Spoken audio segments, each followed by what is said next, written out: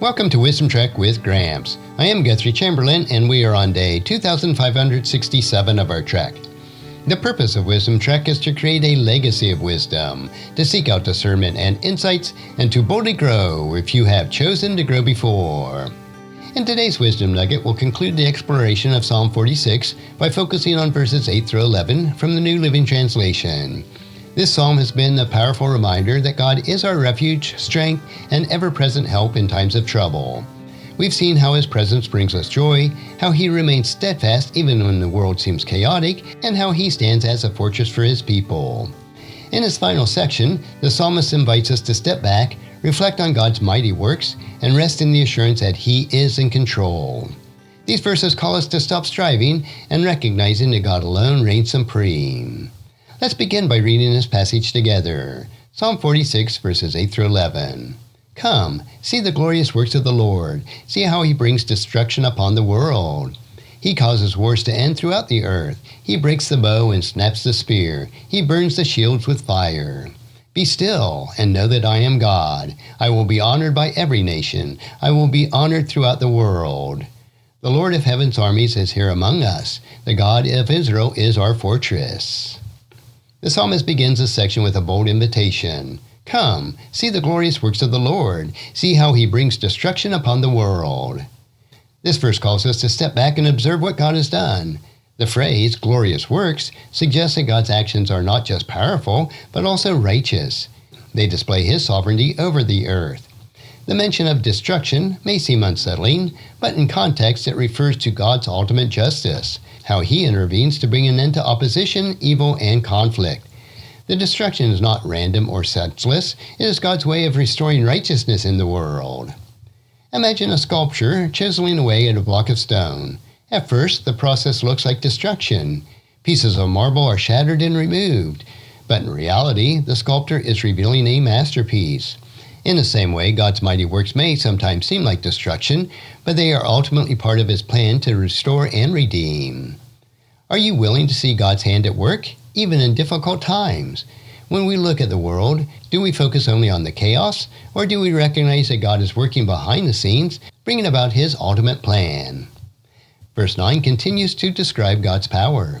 He causes wars to end throughout the earth. He breaks the bow and snaps the spear. He burns the shields with fire. Here the psalmist presents God as the ultimate peacemaker.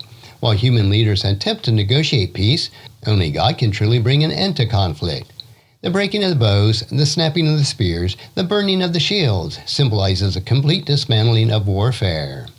This is a powerful reminder that peace is not just the absence of conflict, it is something that only God can establish.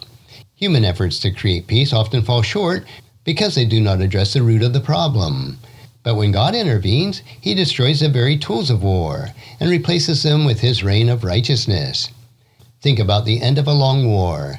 The moment of surrender, when the weapons are laid down, brings both relief and restoration. After World War II, as nations rebuilt, some former battlegrounds were turned into memorials, gardens, and places of peace. In the same way, when God brings peace, He does not just end the battles, He transforms the world. Are we placing our trust in human strength and strategies, or are we trusting God to bring true peace? This verse reminds us that lasting peace comes only from Him. Perhaps the most well-known verse in the Psalm is verse 10. Be still and know that I am God. I will be honored by every nation. I will be honored throughout the world. This verse is often seen as a personal call to quietness, but in its original context, it is more of a command to stop striving. The Hebrew phrase, be still, can be translated, cease striving or stop fighting. In other words, God is saying, stop trying to control everything. Stop fearing, stop struggling, recognize that I am God. The second part of the verse is a promise. God will be honored by all nations. Even when the world seems out of control, we can rest assured that His plan will prevail. Imagine a child struggling to tie their shoes while the parent watches. They are frustrated, pulling the laces the wrong way, getting more tangled. Finally, the parent says, stop, let me help you. Once the child lets go, the parent quickly and easily ties the shoes. In the same way, God calls us to let go and trust in Him. Are we striving and struggling, trying to control things beyond our power? This verse invites us to surrender our worries to God. This is not passivity, it's about trust. Psalm 46 ends with a triumphal declaration. The Lord of Heaven's army is here among us. The God of Israel is our fortress. This verse repeats the truth found earlier in verse 7, emphasizing that God's presence is our ultimate security. He is not just a distant ruler, He is here with us. The phrase, the Lord of Heaven's armies, reminds us of His supreme power. He commands angelic armies, yet He chooses to be among us, protecting and guiding His people. The final statement, the God of Israel is our fortress, reassures us that He is an unshakable stronghold. Think about a medieval castle built with thick stone walls, standing firm despite centuries of battles and storms. That's the image that the psalmist gives us of God, a fortress that cannot be breached. Are we seeking refuge in God or trying to build our own fortresses? Human strength, wealth, and security can fail, but God remains unshakable.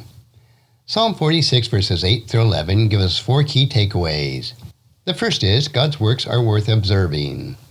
We are invited to step back and recognize His power and justice. Second, God alone brings true peace. He is the one who ends wars and breaks weapons of destruction. Third, we must stop striving and trust in Him. Be still and know is a command to let go and acknowledge His control. And fourth, God is always with us. He is our fortress and protector, providing security in every season. How can we apply these passages to our daily lives? First, we need to take time to reflect on God's work. Look for His hand in your life and the world around you. Next, trust in God's peace. When anxiety rises, remember that He alone is our source of lasting peace. Next, stop striving and surrender to Him. Let go of control and allow God to lead. And finally, find security in His presence. No matter what happens, He is with us. Psalm 46 closes with a profound truth. God is sovereign, powerful, and present. No matter what storm rage around us, we can rest in the knowledge that He is our refuge and fortress. Thank you for joining me today for our Wisdom Trek. As you go throughout this week, may you find peace in stillness, strength in surrender, and joy in knowing God is in control. Until the next time, may God's wisdom guide your steps, and may His peace fill your heart. And if you found this podcast insightful, please subscribe and leave us a review. Then encourage your friends and family to join us, and come along with us tomorrow for another day of Wisdom Trek, creating a legacy. Thank you so much for allowing me to be your guide, your mentor, and most importantly, I am your friend as I serve you through the Wisdom Trek podcast and journal. As we take this trek of life together, let us always live abundantly, love unconditionally, listen intentionally, learn continuously, lend to others generously, lead with integrity, and leave a living legacy each day. I am Guthrie Chamberlain, reminding you to keep moving forward. Enjoy your journey and create a great day every day. See you next time for more daily wisdom.